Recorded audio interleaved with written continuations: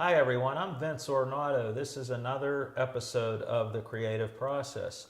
We have a special guest today, Phil Solomon, internationally known steel pan drum musician and maker. The Creative Process with Vince Ornato.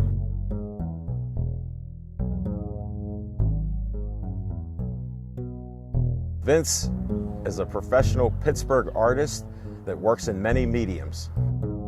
And now Vince is going to share his creative process with you.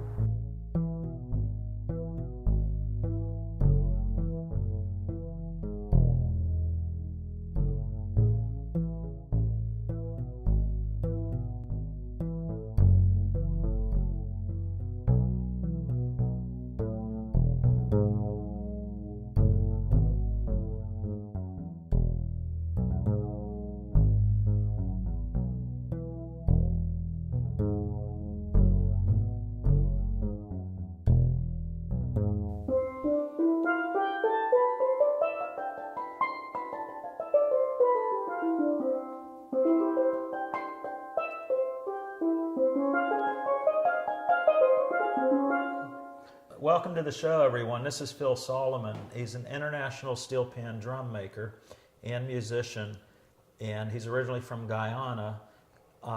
Lives in Pittsburgh now. Came to Pittsburgh around 30 years ago, 27 years about ago. 35 years ago. Yes, yes. And what is your background, briefly, and how did you get into this as a child in Guyana? Well, I was born in British Guiana, which is a part of South America. It's on the mainland of South America, right between Venezuela, Suriname, and Brazil in the back, with the Atlantic Ocean to the north. Mm-hmm.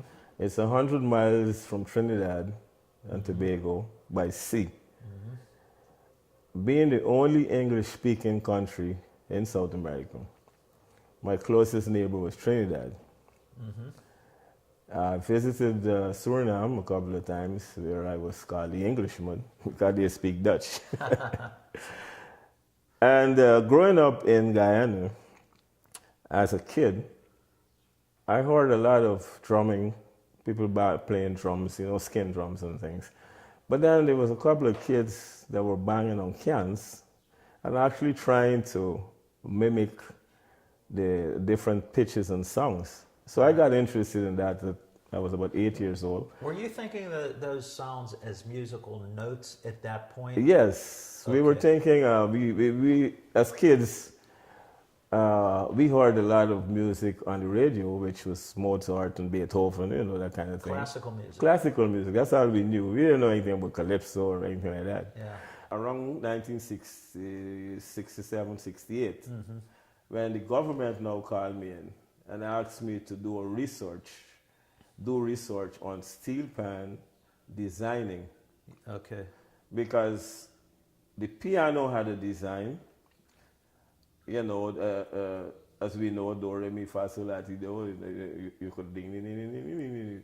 Okay. And every other instrument, the violin was in strings, was in fifths. Okay. And every instrument had some kind of a logic musically to the instrument. Yes. Because you're going to play music. So, yes. And the steel pan didn't. So they said, if we're going to back this thing or if we're going to support it, we have to get the things put in order. But what's your design? You got a B flat here, a G over here. It's crazy. Yeah. So I said, okay. So they sponsored me to visit Trinidad, which was the top place for steel bands. Mm-hmm. I went to Trinidad, I went to Barbados, I went to the Bahamas, and visited all the bands. Mm-hmm. So I eventually joined a band in Trinidad called the Savoys. It used to be sponsored by Chase Manhattan Bank. Mm-hmm. And the Chase Manhattan Bank had sponsored my Atlantic Symphony Steel Band in Guyana. Mm-hmm. So they sent me over to the band they were sponsoring in Trinidad. Okay. They said, well, they gave me a letter. They said, take this to the band leader.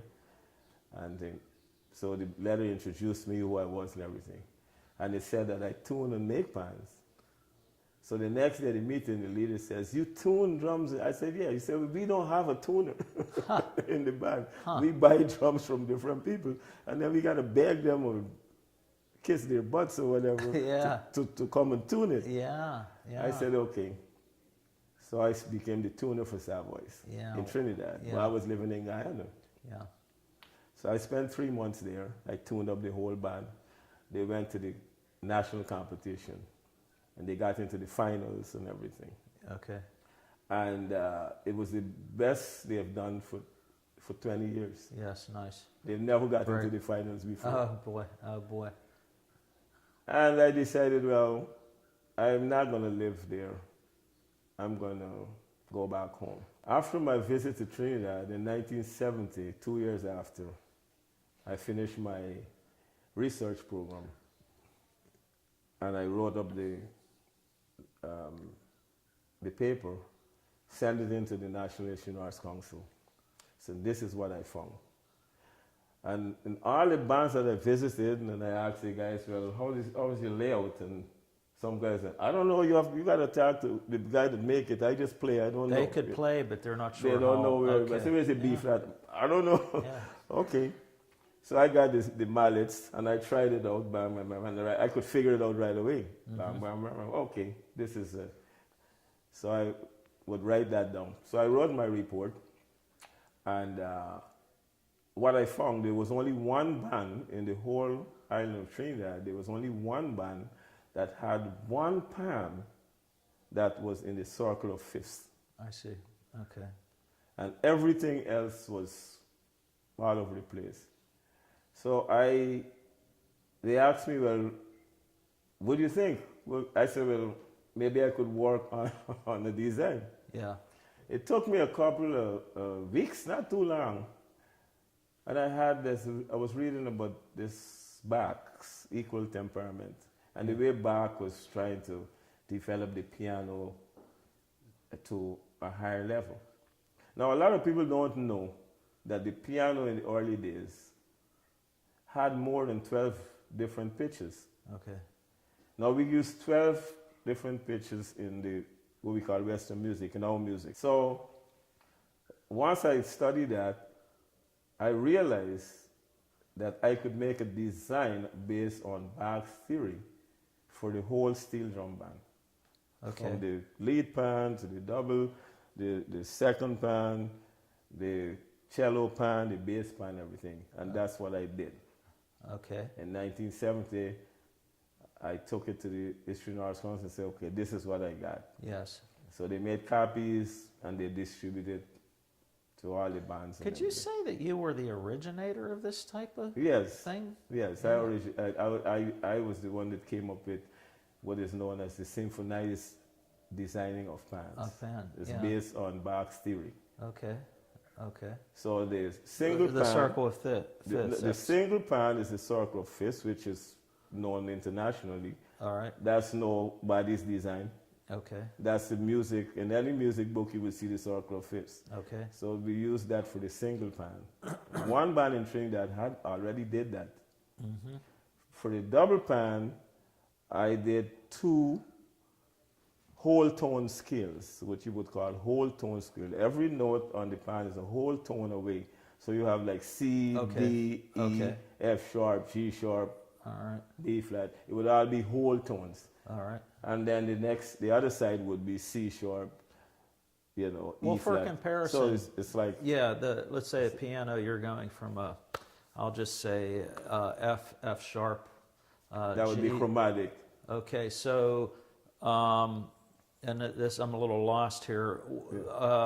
Before doing the whole note separation, what would the other steel pan have had? More chromatic? Like you're No, talking about? they would have like 2 whole notes and then a half note. Oh, okay. And okay. then 2 half notes and then a whole note. And I there was see. no logic. And when I asked them why, they didn't know. So eventually, I got to know 2 tuners. Okay, And we became very good friends. okay. And so they explained to me that they put the notes the best place that they could play the tunes they were trying to play. All right.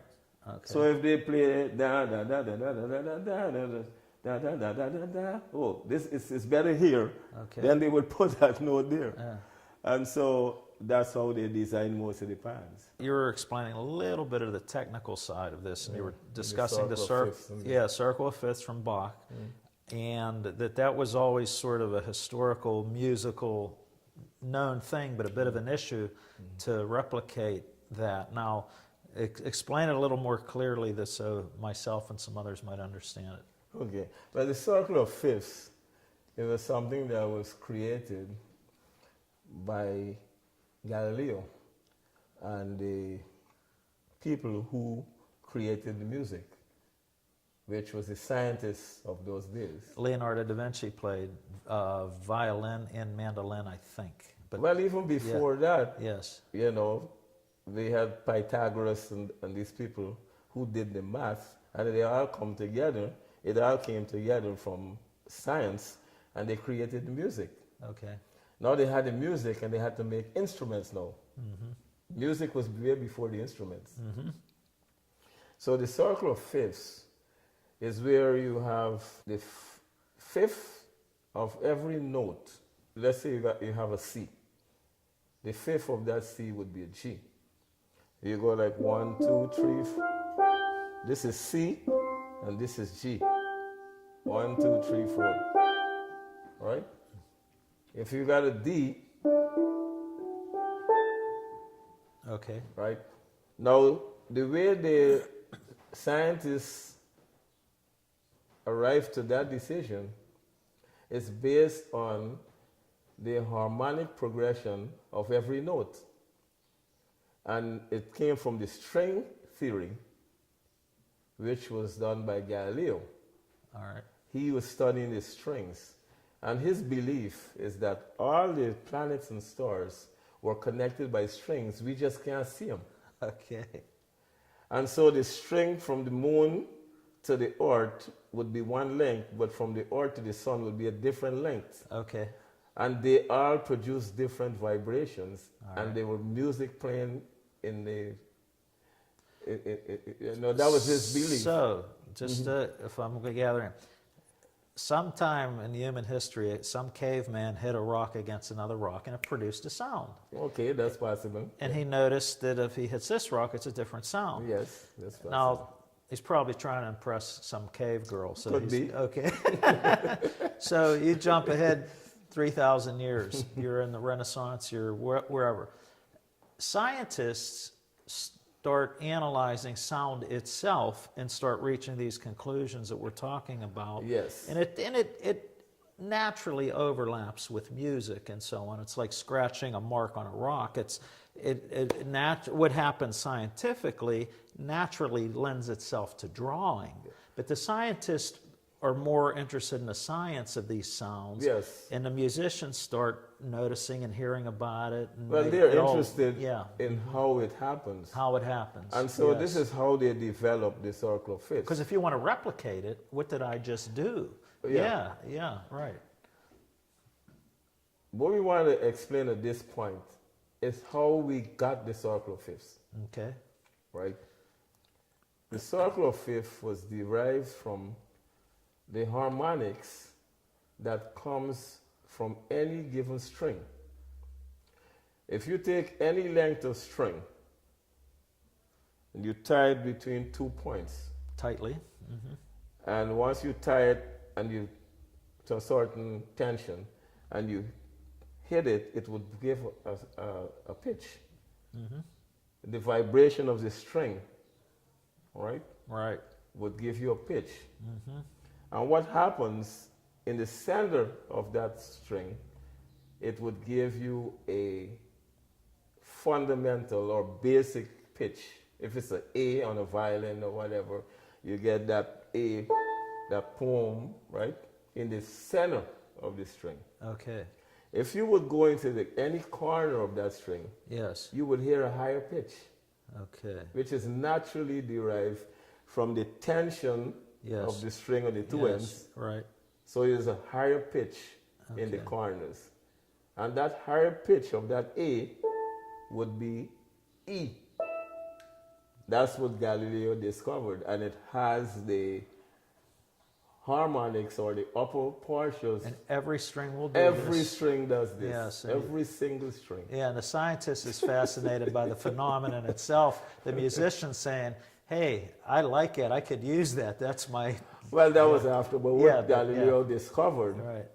is that the higher pitches, the upper partials of that string, Okay. right, would become the fifth. So Okay. on a C string, right, when you go into the corner of that C string, you would get a G, Okay. Okay. right? All right. And then when you go on the G and you play in the corner, you would get a D. I said, they said, wow, that's amazing. So they keep going. D, you get a G. All right. And then on the A, you get an A, sorry, an A. On the D and on the A. So every fifth, every note that is in that note as a higher note, they took that note and make it a fundamental and go to the next note. So they ended up with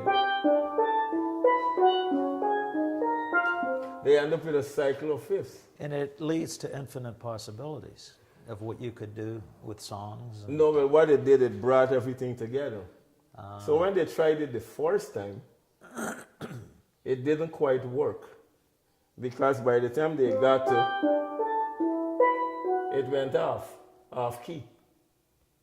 And they couldn't figure out why did it go off key. It should stay right.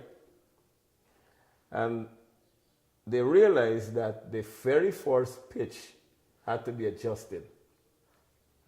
Okay. So they adjusted the first pitch. And when they did that, it got better, but it still did not work. So Bach, who was one of the people working on trying to get the circle of fifths synchronized, or symphonized, Yes. that it's complete, Yes. could not do it. A guy from China, a Chinese guy, came up with the idea. He said, why don't you take that fifth note, that song will be fifth, and flatten it a little bit. So the next note would be a little flat and not that exact note. And he said, okay. So they tried that and it worked. And that's what we use today. And that worked. That worked to give you this. Why did it work? The reason why it worked, and this is my theory of why it worked. It worked because the science was not an exact science. You see, we see the earth as wrong. We see the moon as wrong. Yeah. But we know none of those things are wrong. Right, right. So if you try to make it perfect, it's Right. not going to work. Even a cue ball, I bet under a microscope, It's it's not perfectly round. Exactly. So that was it was. Yeah, We interesting. needed to come back to reality and not on our Yeah. what we believe. So it's interesting. The scientist at some point is actually straying from reality, and they don't even really. Well, they understand strayed that. from reality at first, Yeah. and then they had to come back to it. Yeah, yeah, yeah. Interesting. So- Was the Chinese guy a musician or He was a Chinese scientist. He was studying physics of sound. scientist? Okay, Just like Galileo, he was studying. They were studying all these different things I see. of why this happened and how this come to happen, right? So once we discovered that the cycle of fifths was related to each note was related to the other note by a fifth, then that became the basis of musical compositions. Very interesting. That's very interesting. Play something that would Okay. demonstrate that a little Right, more so fully. in the circle of fifths,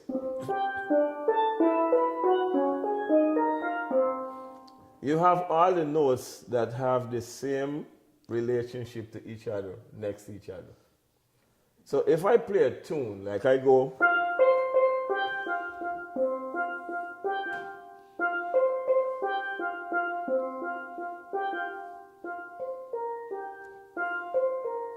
if I play that tune here, right, and I just switch this pan around and put this here, I could play the same tune, but it'll be a different key. So because I can't switch it around, I'm just going to do it up here. The same thing I'm doing here. I go like, I go up here and I go.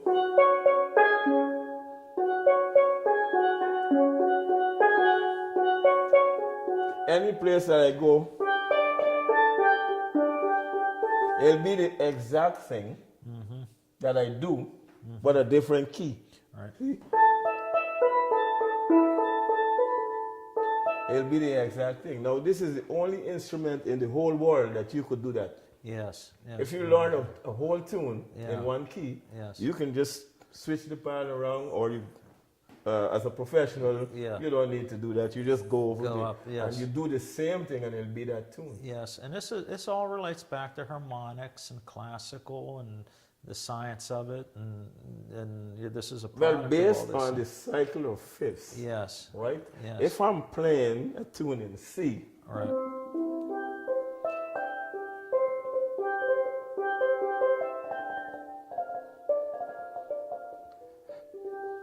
if I'm playing a tune in C, right? And I want to change the key of that tune, the best key for me to change to would be G or F, Okay.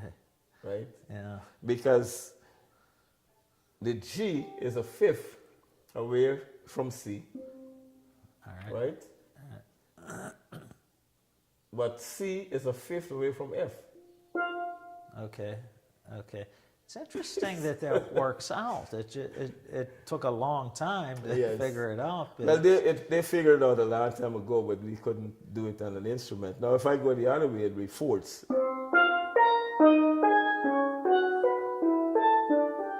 That's fourths. okay. Everything is a fourth. You see?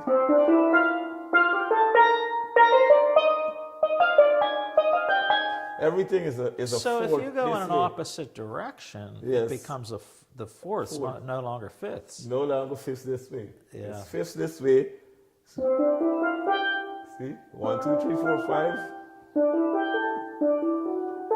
It's fifths this way, fourths this way. It's fascinating. So a fifth becomes a fourth, and a fourth becomes a fifth if you upturn it.